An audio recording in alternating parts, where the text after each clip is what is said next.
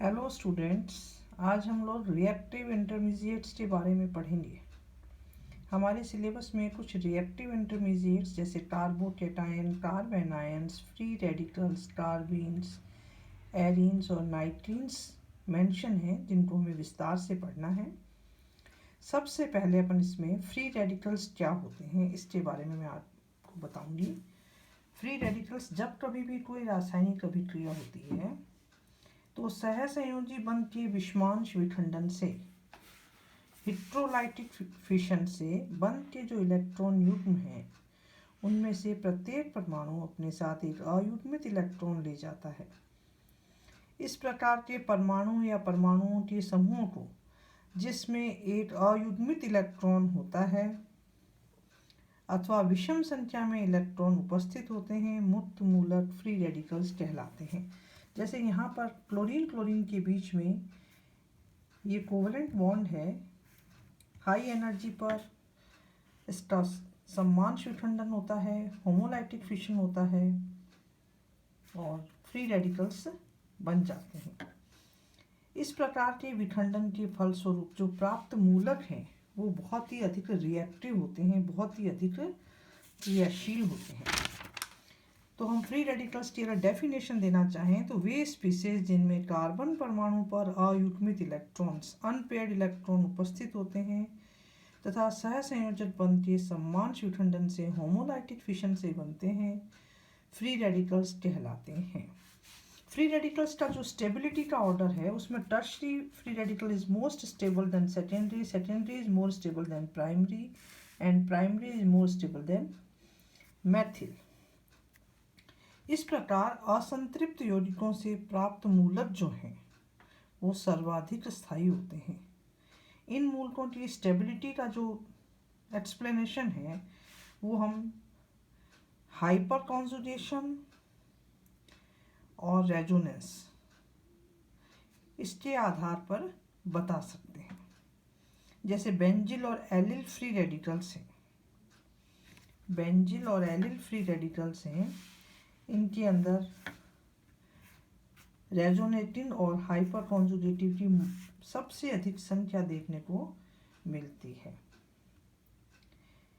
संयुग्मन के अंदर मुक्त मूलक में पाई बंध उपस्थित हों तो पी पाई संयुग्मन के द्वारा जो इलेक्ट्रॉन है उनका डीलोकेलाइजेशन हो जाता है।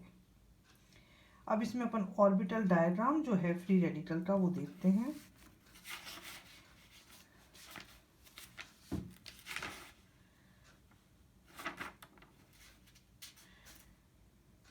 कार्बन का जो फ्री रेडिकल है, मुक्त मूलक है, इसमें कार्बन के संयोजी कक्ष में 7 इलेक्ट्रॉन उपस्थित होते हैं और ये sp2 संकरण की अवस्था में होता है। 3 तो sp2 संकरित ऑर्बिटल्स हैं और एक pz है जिसमें एक अयुग्मित अनपेयर्ड इलेक्ट्रॉन उपस्थित रहता है। और ये pz ऑर्बिटल जो है वो sp2 संकर जो कक्षक हैं इनके परपेंडिकुलर होता है, लंबवत होता है तथा इसमें अयुग्मित इलेक्ट्रॉन रहते हैं।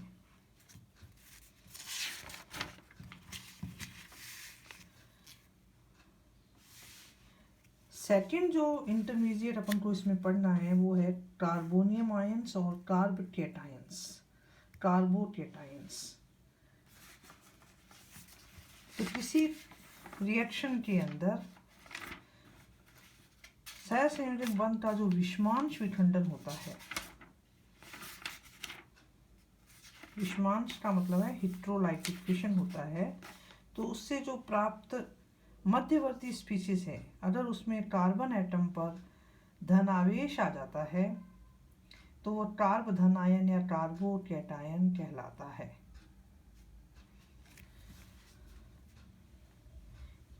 यहाँ पर कार्बन जो है sp2 संकरित अवस्था में होता है और उसकी कोप्लानर ट्राइगोनल स्ट्रक्चर होती है। वेकेंट pz ऑर्बिटल होता है। जैसे अपन ने फ्री रेडिकल्स में क्या देखा था कि pz ऑर्बिटल्स के अंदर एक अयुग्मित इलेक्ट्रॉन था, लेकिन यहाँ पर जो pz ऑर्बिटल है बिल्कुल वेकेंट होता है। तीनों sp2 कक्षक एक ही तल में होते हैं, उसमें असंकरित pz का जो कक्षक है वो इनके लंबवत होता है।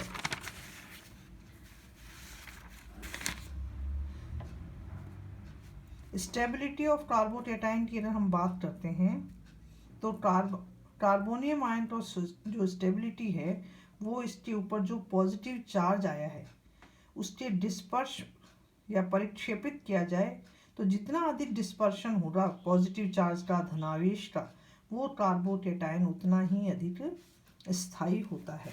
तो इसको समझाने के लिए यहाँ पर दो इफेक्ट के बारे में बताया गया है, इंडक्टिव इफेक्ट और हाइपर कॉन्जुगेशन। तो एक है इसमें कॉन्जुगेटिव स्ट्रक्चर्स और लास्ट है इसमें सॉल्वेशन एनर्जी।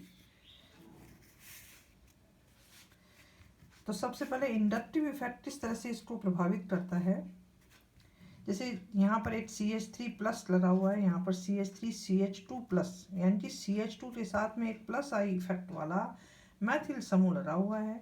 तो प्लस आई इफेक्ट के कारण से ये CH2 पर आने वाले धनावेश को कुछ मात्रा के अंदर कम कर देता है, तो इसकी स्टेबिलिटी बढ़ जाती है। जब 2 मैथिल समूह होते हैं तो वो और अधिक स्टेबल होता है, जब 3 मैथिल समूह होते हैं तो वो इससे भी अधिक स्थायी हो जाता है। तो इनकी स्टेबिलिटी का ऑर्डर है। उसके बाद में एलिल, बेंजिल, डाइबेंजिल, ट्राइबेंजिल कार्बोकेटाइन जो हैं वो सबसे अधिक स्थायी होते हैं। तो हम देखते हैं कि प्लस आई इफेक्ट बढ़ने से स्टेबिलिटी इंक्रीज होती है, नेगेटिव आई इफेक्ट डिक्रीज करता है। कॉन्जुगेशन के द्वारा अगर उसमें डीलोकेलाइजेशन हो रहा है तो उसकी स्टेबिलिटी बढ़ जाती है। विलायक की पोलैरिटी बढ़ने पर विलायकीकरण के द्वारा कार्बोकेटाइन्स की स्टेबिलिटी बढ़ जाती है। तो कार्बोकेटाइन की स्टेबिलिटी के लिए ये बातें अपन को ध्यान में रखनी है कि अगर कोई प्लस आई समूह वाला लगा है तो वो स्टेबल होगा, नेगेटिव वाला लगा है तो उसकी स्टेबिलिटी कम हो जाएगी। कॉन्जुगेशन के द्वारा भी उसमें डीलोकेलाइजेशन बढ़ने से स्टेबिलिटी बढ़ जाती है। विलायक की पोलैरिटी बढ़ने से भी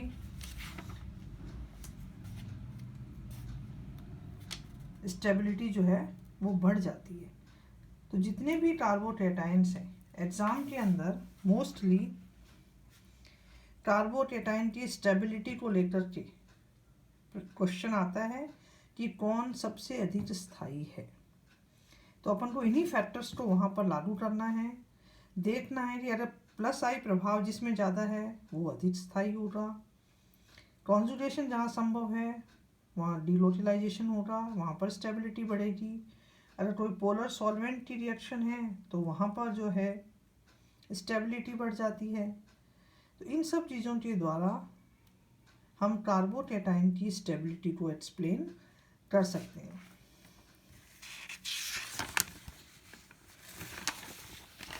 जैसे एक एग्जांपल है इसमें, एलिल जो स्ट्रक्चर है, एलिल इसके हम 2 रेजोनेटिंग स्ट्रक्चर्स लिख सकते हैं, जबकि जो बेंजिल है उसकी हम 1, 2, 3, 4 रेजोनेटिंग स्ट्रक्चर्स लिखी जा सकती हैं।